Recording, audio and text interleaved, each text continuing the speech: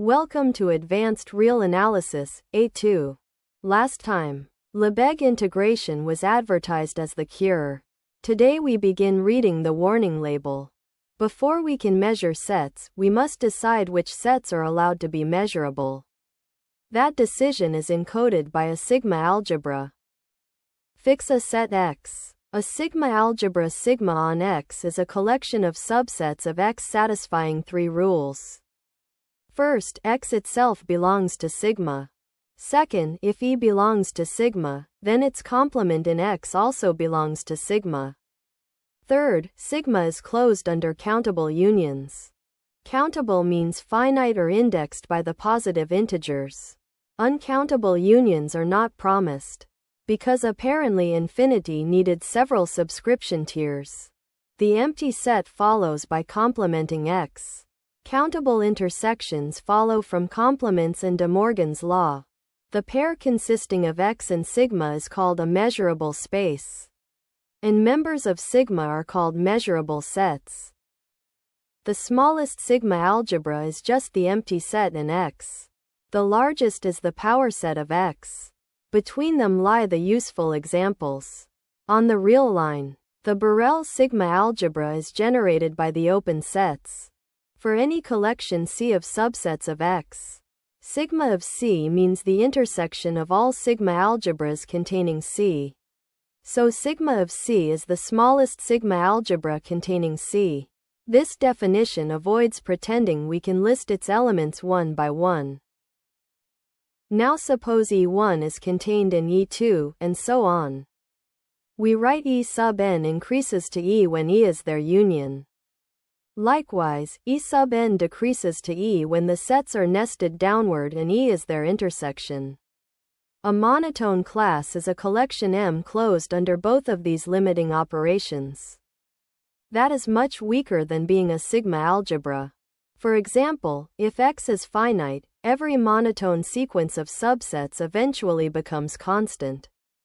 Therefore, every collection of subsets of a finite X is a monotone class. Even one that contains neither the empty set nor X. A truly low entrance exam. To recover a sigma algebra, we need a stronger starting family. An algebra of sets contains X and is closed under complements and finite unions. Finite intersections then follow as well. Let A0 be an algebra of subsets of X. Let sigma of A0 be the smallest sigma algebra containing it. And let M of A0 be the smallest monotone class containing it. The monotone class theorem says these two generated families are equal. In symbols, M of A0 equals sigma of A0. Every sigma algebra is a monotone class, because increasing limits are countable unions and decreasing limits are countable intersections. Therefore, the smallest monotone class is contained in sigma of A0. The hard direction is to prove that M itself is a sigma algebra. Then minimality will force sigma of A0 to be contained in M. First, we manufacture closure under complements. Inside M, define C to be the sets whose complements also lie in M. Because A0 is an algebra, A0 is contained in C. If E sub n increases to E inside C, then the complements decrease to the complement of E. Since M is monotone, that complement lies in M, so E lies in C. The decreasing case is identical with the arrows reversed. Thus C is a monotone class containing A0. But M is the smallest such class, so M is contained in C since C was defined inside M, C equals M. Therefore M is closed under complements. Next comes the two-stage bootstrap for finite intersections. Yes, one auxiliary class was apparently too merciful. Fix B in A0, and define D sub B to contain those E in M for which E intersect B lies in M. The same limit argument shows that D sub B is a monotone class. Because A0 is an algebra, D sub B contains A0. Minimality gives D sub B equals M. So E intersect B lies in M whenever E lies in M and B lies in A0. Now define D to be the sets B and M such that E intersect B lies in M for every E in M. Again, D is a monotone class. The result from the first stage says A0 is contained in D.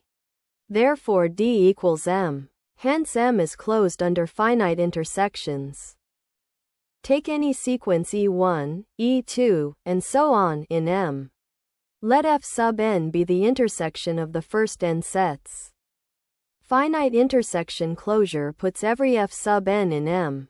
The sequence F sub n decreases to the intersection of all the E sub n. Monotone closure puts that countable intersection in M. Complements now give countable unions, so M is a sigma algebra. It contains A0, hence sigma of A0 is contained in M. Together with the first inclusion, M equals sigma of A0. Proof complete. A naming note: probability texts often use the closely related Dynkin pi lambda theorem. It starts from a pi system and compares the lambda system it generates with the sigma algebra it generates. It is not literally the same statement, but it serves the same extension strategy and the two results are closely related. The practical lesson is simple. Verify a property on an algebra. Prove monotone limit closure. And the property extends to the generated sigma algebra. Next time, we can finally define measures. The bureaucracy has now been made countably additive.